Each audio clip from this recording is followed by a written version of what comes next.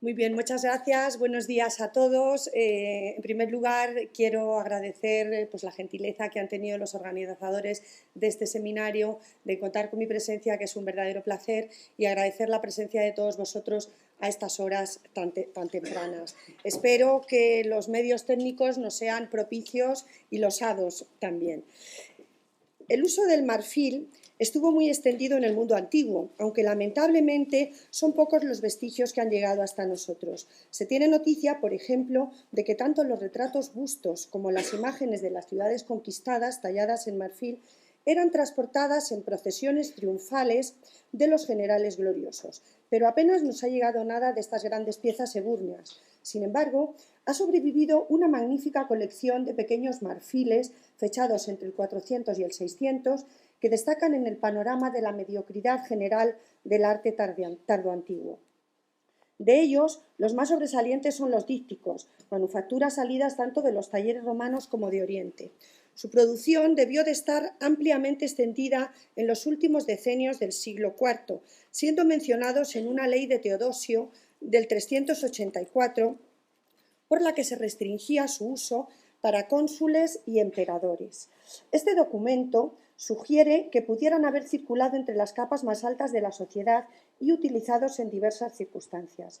Los dípticos están formados por dos hojas decoradas en relieve, unidas por bisagras, que dejan visible su ornamentación exteriormente.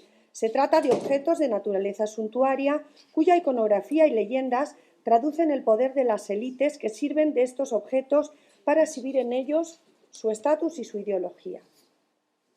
En los últimos años del siglo IV, los dípticos se utilizaban en muy variadas circunstancias, casi siempre como regalos o recordatorios para los poderosos. Como hemos señalado, los sectores más elevados de la sociedad hacían circular en ellos sus ideas y sus aspiraciones. Se utilizaban, por tanto, como medios propagandísticos. Fueron marcadores sociales que algunos autores han designado como cartas ebúrneas de y para los poderosos. De hecho, los dípticos, como pueden ver en esta imagen, pues tienen forma de misiva, forma de carta. Es difícil saber por qué surge esta moda en el siglo IV. Los primeros debieron tener un uso privado, como regalos, recordatorios, conmemoraciones de onomásticas o ceremonias nupciales. Estos últimos se producían además de forma industrializada. La cuestión relativa a su circulación ha sido bastante discutida. Parece razonable pensar que la distribución se realizara por medio de una expedición. De hecho, el díptico, como he señalado, tiene forma de carta. Seguidamente llamaremos la atención sobre algunos dípticos de temática pagana, cuyo uso parece estar en relación con la ideología de las élites de final del siglo IV.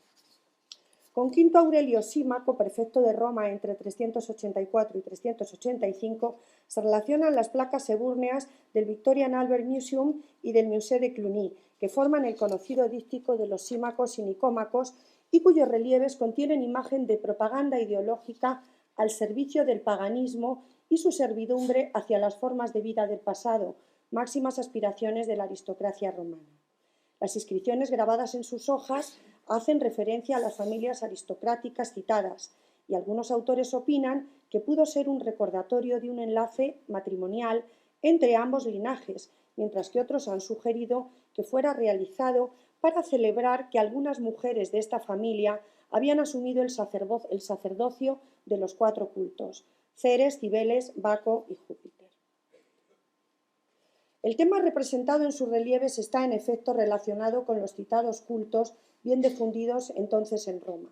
Es sabido que durante los últimos años del siglo IV se dio la última y desesperada batalla ideológica de las familias patricias que trataban de preservar la antigua religión pagana, los antiguos modos de vida, en contraposición al emergente cristianismo. La sacerdotisa del panel de los nicómacos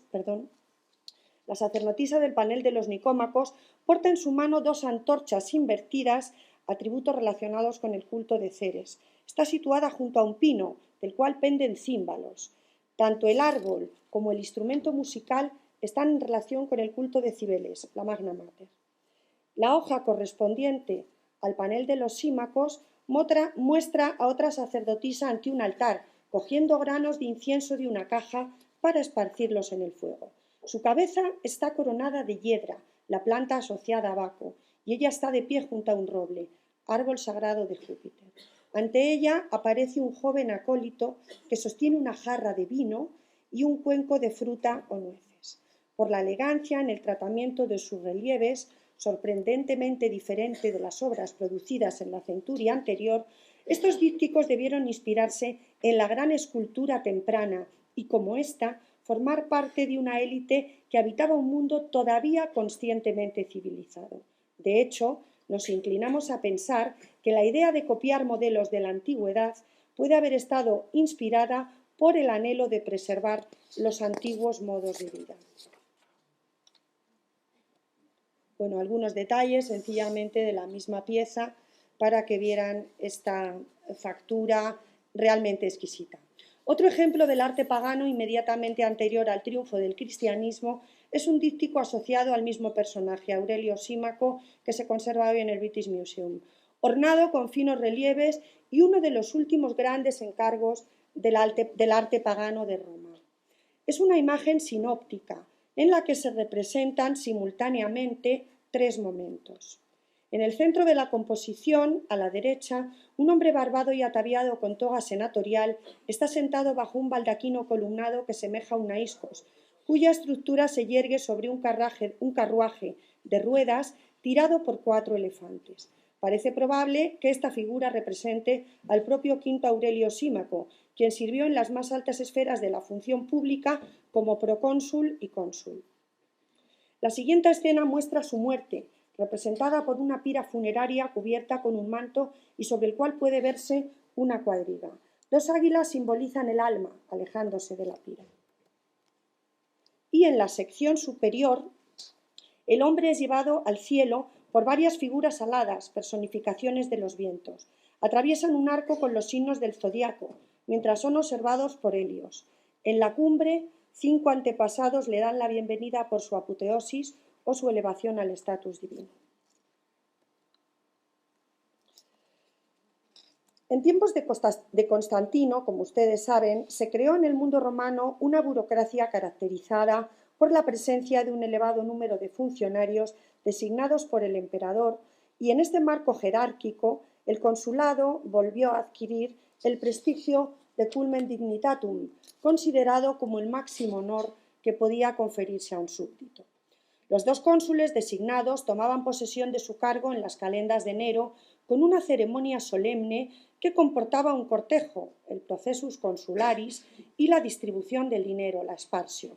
Y como es sabido, los nombres de los 2 cónsules eran usados para datar todos los documentos del imperio. Después de la división de este, se continuaron nombrando cónsules elegidos por los soberanos de Oriente y Occidente, 2 en cada parte del imperio, y a partir del 476 solo se designaron cónsules en Oriente, una moda que habría de desaparecer en época bizantina.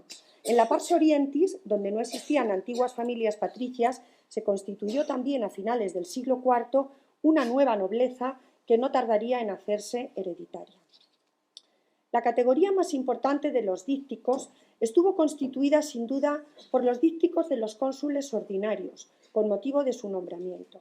La distribución de los mismos coincidía con los primeros actos solemnes, en el momento de la asunción del cargo, cuando el cónsul recibía en casa a los dignatarios, les ofrecía varios presentes, entre los que se cuentan estos objetos.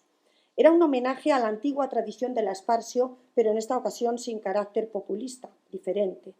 Los dípticos que regalaban los cónsules podían ser de factura diversa, los más comunes los de Burneos, los más ricos de marfil, de acuerdo, de todas formas, con la generosidad del donante o con los tiempos que corrieran.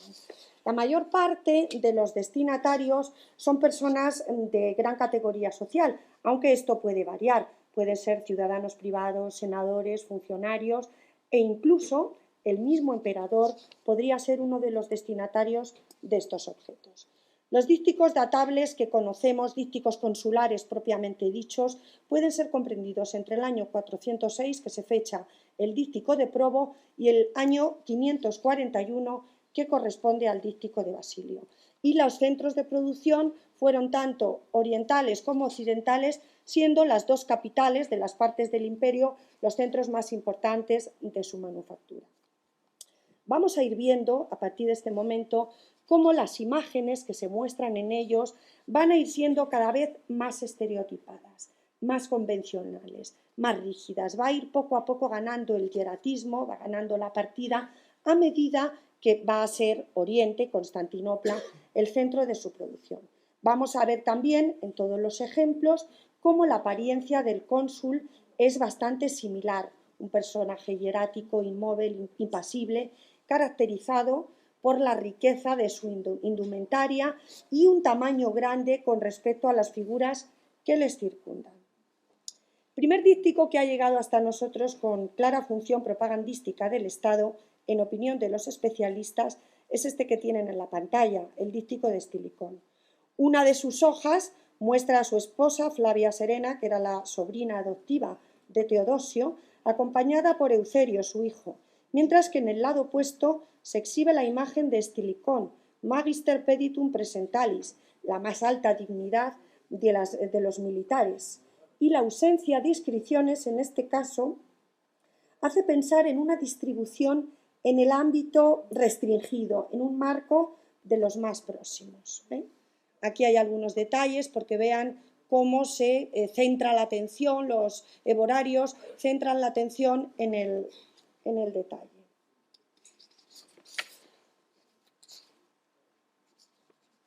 La transformación definitiva mediante el cual el díptico pasa a ser un instrumento oficial de propaganda del Estado tiene su primer testimonio en el 406 con el díptico de Probo, donde el honrado queda oscurecido por la figura del emperador, aureolado, diademado y zoracato, una iconografía que se repite también en la estatuaria y en las monedas del emperador Honorio. Anicio Probo, perteneciente a una familia ilustre romana, fue investido cónsul de Oriente en el 406 y esta nominación fue celebrada con un díptico de marfil sobre cuyas hojas el Supremo Magistrado de Oriente se complace en representar a Honorio, el emperador de Occidente. El soberano viste túnica y coraza de legionario. En la tabla izquierda, el lábaro con la inscripción In nomine Christi vincat semper y el genio de la victoria que celebra su poderío militar, mientras en la hoja derecha porta el cetro, el escudo y el gladio, para subrayar el papel de defensor del imperio. El comienzo del díptico como acto oficial produce una transformación en el objeto mismo, que adquiere una forma apuntada en la parte superior, como si se tratara de una cúspide. Esta morfología tiene otro de sus exponentes en el díptico de Rufus Probianus y llega a su cenit en el díptico de Viena, cuyos relieves muestran las personificaciones de Roma y Constantinopla, que más tarde veremos también en otros ejemplos. En definitiva, en estos dípticos, la propaganda debía enmascarar la debilidad estructural de Occidente y simular que todo seguía igual que al principio. El Estado romano sería siempre único y doble, así como un díptico, bivalvo e indivisible. El primer díptico consular, propiamente dicho, es el díptico de Boecio que tienen ustedes en la pantalla. En esta obra se utiliza por primera vez el monograma, me atreví a tocarlo, el monograma en la parte superior, en el interior del tímpano. El cónsul tiene en la mano el cetro con la cabeza de águila, el Scipio Eburnius, y la mapa, el pañuelo con la que se daba inicio a las carreras de carros. Bajo él se encuentran los premios a entregar en dichas carreras. Esta es la parte posterior del díptico de Boecio, sencillamente para señalarles que muchas veces estos dípticos formaban parte de los tesoros catedralicios en la Edad Media y fueron reutilizados. En ellos aparecen pinturas, como en este caso medievales, inscripciones y documentos históricos de variada naturaleza. Las vestimentas fueron en este caso una forma de comunicación no verbal muy importante. La vestidura consular era la toga pretexta y la túnica lacticlavia, adornadas con una franja ancha de púrpura a lo largo del borde. En ocasiones especiales, como la celebración de un triunfus, vestían la toga bordada, llamada por los escritores toga picta, toga palmata, muy lujosa. Y esta última es la que se aparece habitualmente, la que suele aparecer en los dípticos. Estaba formada esta túnica por 3 piezas superpuestas entre sí. Primero, una túnica larga en contacto con el cuerpo, una túnica talar que recubría los brazos y que fue definida por Bloch como talaris manicata. Esta estaba enriquecida por una bordura dorada. La segunda pieza, el colobium, era más rica y más amplia, aunque más corta que la anterior. Y sobre ellas se disponía la trávea, una especie de manto que se superponía a las túnicas anteriores, dispuesto en torno al cuerpo de manera complicada, de un hombro a otro, y después cayendo con una cinta vertical, con una tira vertical, una banda vertical muy larga. Esta trávea fue designada por los escritores del Bajo Imperio como toga picta, picta vestis, palmata vestis o simplemente palmata. De hecho, era una especie de toga más rica, más corta de lo normal, un indumento pesado, un indumento rígido, drapeado, plegado y constituido esencialmente por tinta de púrpura y decorada de varias maneras. Habitualmente incluía además hilos de oro, como testimonia Claudiano, mientras Casiodoro nos informa de que sus colores eran muy variados. Su decoración incluía rosetas, decoración figurada, medallones y un largo etcétera. La trávea tardoimperial era la heredera de la toga picta de origen etrusco y sobrevive en el mundo bizantino con el nombre de loros, como pueden ver ustedes en la moneda que tienen en la zona derecha. Además, el cónsul calzaba unos distintivos calcei senatori o calcei mulei, también de color rojo oscuro, y en su caso adornados con una lúnula de marfil. El ingreso en el cargo del nuevo cónsul era precedido por una ceremonia solemne en la cual el emperador le otorgaba las insignias. Tras el nombramiento se iniciaba lo que cité antes como el procesus consularis. Era la primera ocasión en la que el nuevo cónsul tenía para mostrarse con estas insignias, seguido de una procesión que habitualmente estaba ligada a la inauguración de los juegos ofrecidos por el recién nombrado cónsul. La procesión se detenía en el Senado, donde se pronunciaba la tradicional oratio, convertida con el tiempo en un mero panegírico en honor del emperador. Además de la asunción de la dignidad consular, también la de otras magistraturas como la cuestura y la pretura, esta comportaba la obligación de sufragar espectáculos públicos.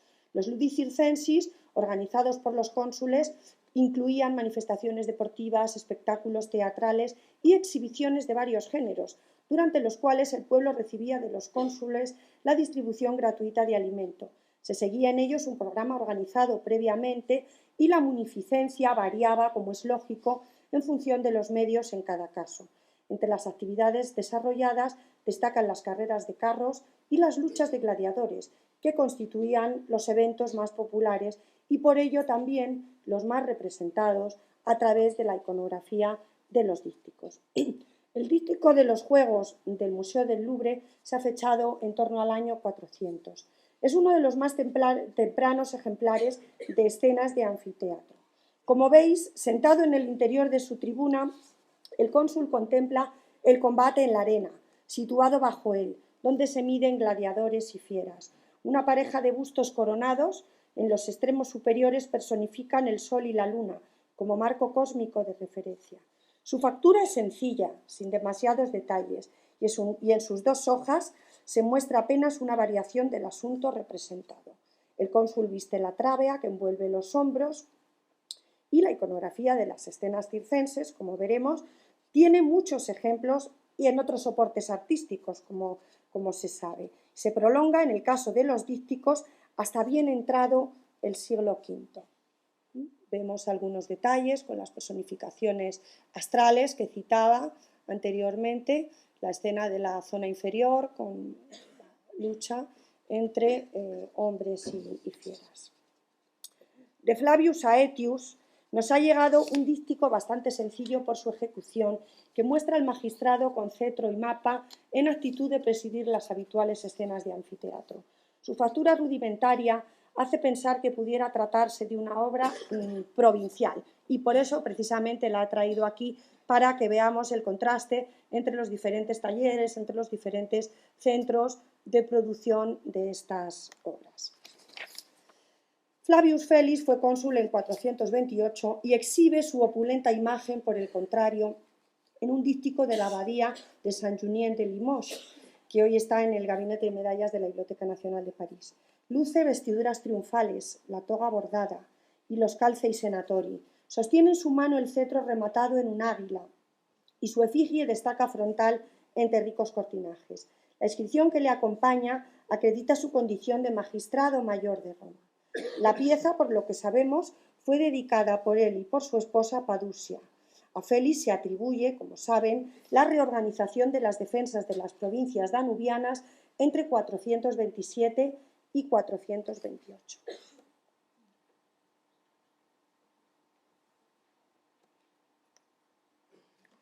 El díptico de Rufius Flavius Aquidius Ividius, cónsul en 488, es excepcional ejemplo decorado con elegantes motivos vegetales naturalistas que forman en el centro un clípeo con la inscripción que nos informa sobre la condición de este personaje como exprefecto de la urbs. Como señalaba al principio, desde el 476 solo se nombraron cónsules en Constantinopla, y fueron estos quienes comisionaron dípticos muy ornamentados, según fórmulas iconográficas cada vez más estereotipadas, convencionales y rígidas, haciendo repetitivos los esquemas de composición.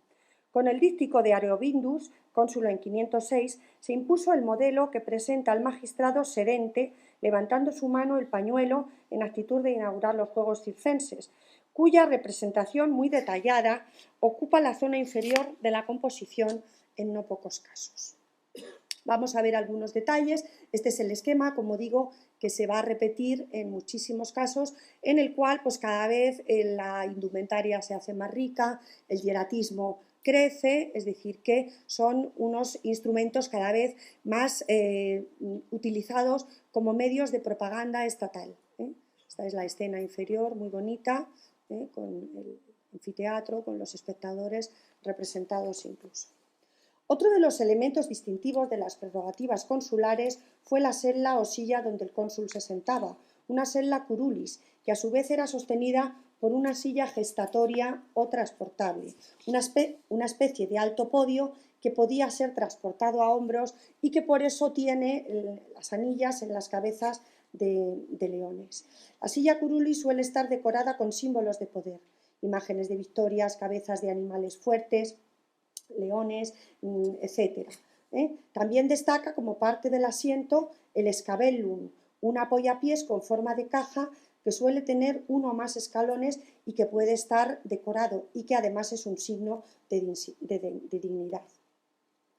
Del mismo cónsul Areobindus han llegado hasta nosotros bastantes dípticos, voy a mostrar algunos, entre los que destaco dos ejemplares, este del Museo del Louvre, que presenta los bustos del cónsul con cetro y mapa dentro de sendos clípeos, y un ejemplar excepcional por su iconografía que se conserva en la Catedral de Lucca. Este último muestra dos tablas de idéntica figuración con motivos vegetales bajo la tábula ansata con inscripción, una pequeña cruz central y dos grandes cornucopias que se entrecruzan en el centro de las mismas, el monograma del cónsul y el monograma del cónsul. La zona inferior está ocupada por dos cestos repletos de frutos diversos. Entre los ejemplares más ricos del siglo VI destaca el díptico de Flavius Anastasius Probus, cónsul en 517, del que conservamos también varios ejemplares en la actualidad. Estas piezas constituyen una verdadera exhibición de imágenes al servicio del poder. Ambas hojas ebúrneas muestran una análoga distribución, ordenada jerárquica y convencionalmente de las imágenes. En la zona superior, una tábula ansata contiene la inscripción. Coronando el relieve aparecen dos erotes o dos victorias simbolizando el triunfo que portan cintas y flanqueando dos bustos imperiales insertos en clípeos. El espacio central está ocupado por la figura del cónsul, sentado en su silla curul de patas leoninas, cuya imagen queda cobijada por un edículo que remata a modo de frontón triangular. El cónsul ostenta todos los atributos de poder al uso en la época, a los que se suma, además, en este ejemplo, la corona emplumada imperial, que es una cosa totalmente excepcional. En la mano porta el cetro imperial, coronado por un águila, y la mapa. Y el edículo que lo aloja está ricamente adornado con relieves entre los que pueden verse imágenes de las victorias sobre un orbe, etc. La zona inferior del conjunto muestra relieves alusivos a los juegos circenses y al reparto de las dádivas a los necesitados.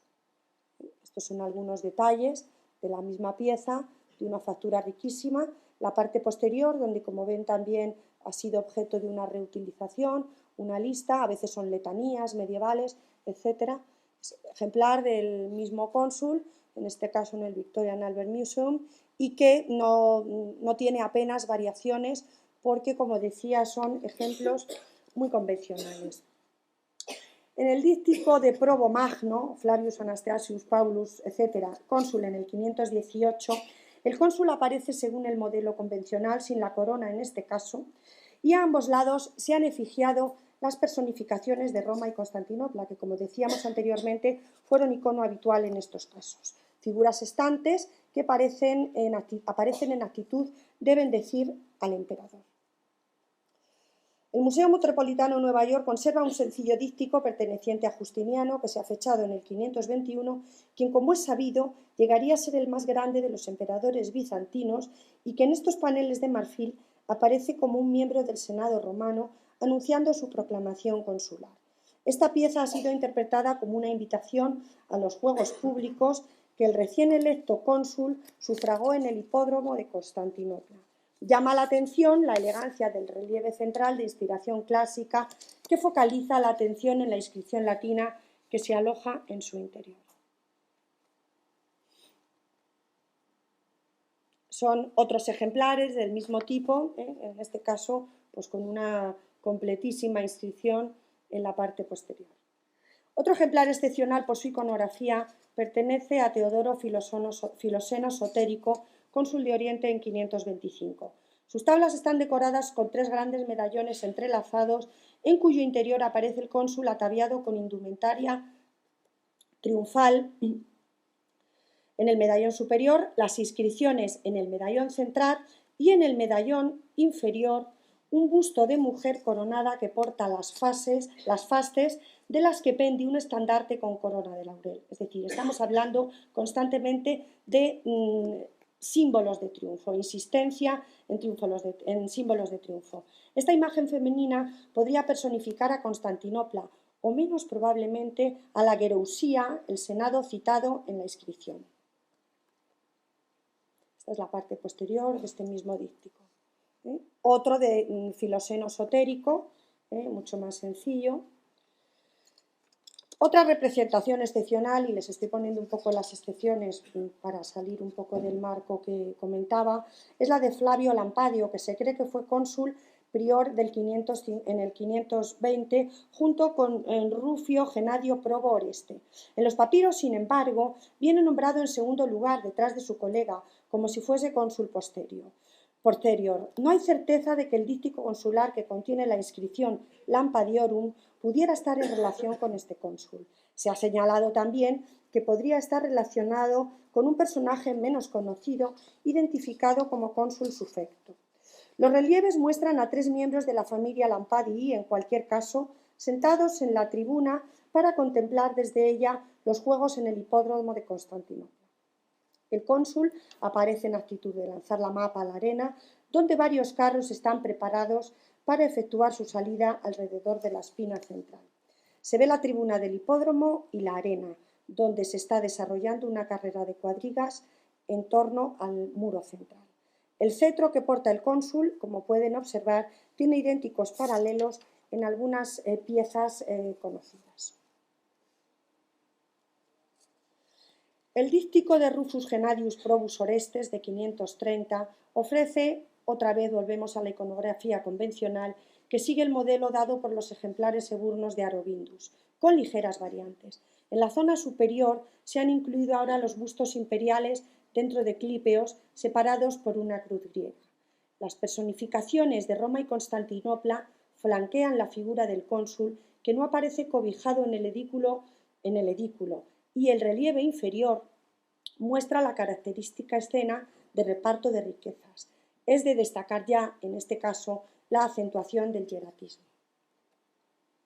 El díptico del cónsul Anicio Fausto Albino Basilio, quizá el último cónsul de la historia de Roma, es una pieza singular sobre la que hay muchos problemas en los que no entraremos en esta ocasión. En una de sus hojas, el cónsul estante aparece acompañado de la personificación de Constantinopla. Lleva la mapa y el cetro de poder en la mano, y bajo las dos figuras estantes puede verse una representación de las carreras de carros en el circo, concebidas en esta ocasión a una escala muy reducida.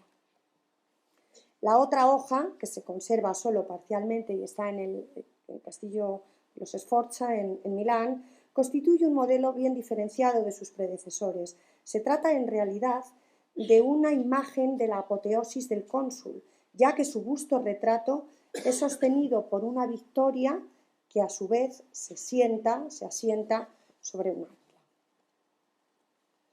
Y ya para finalizar, y solo como imagen de fondo de nuestra reflexión final, evocamos el archifamoso marfil Barberini, hoy en el Museo del Louvre, una pieza que pudo ser un díptico imperial, probablemente de la segunda mitad del siglo VI de nuestra era.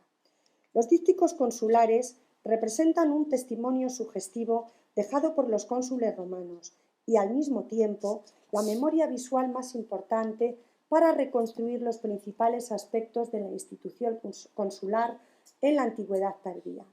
Se trata de documentos políticos y sociales, en cuyos relieves se verifica la transformación artística que une el mundo helenístico romano con la Alta Edad Media y que a su vez nos traslada desde Occidente hasta Bizancio.